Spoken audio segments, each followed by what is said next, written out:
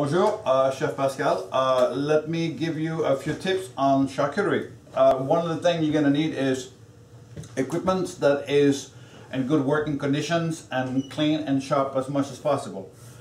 For the meat, the best meat you can afford, quality to be one of the top notch, and especially on the fat. The fat's supposed to be about a good inch hard fat and white. This is one of the best pork you'll find. The pork you get in the store, mostly commercial pork, which is not always the good pork that you're going to need to make sausage, because the fat is not the greatest. So try to find the best fat on the pork as you can get. When it comes down to nitrate, the difference between a nitrate and nitrite is actually they're both the same, but one is used to cook product and the other one is used for uncooked product if you're curing. Nitrate is used for uncooked products, is usually also called cure number 2, and nitrite is cure number 2 that is used in cooked product. And what it does is it gives you the color and it gives you also the curing flavor that some of the recipe allow you to come through the cooking. But also it's not something you really need if you're going to cook a product.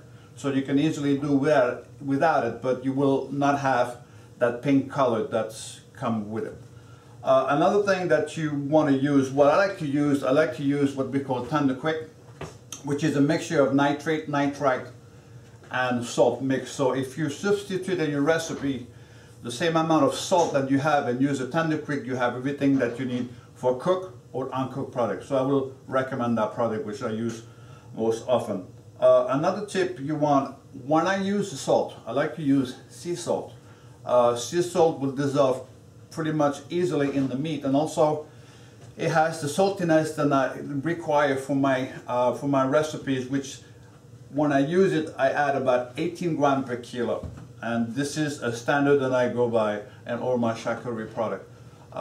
Come down to pepper, black or white depending on the recipe.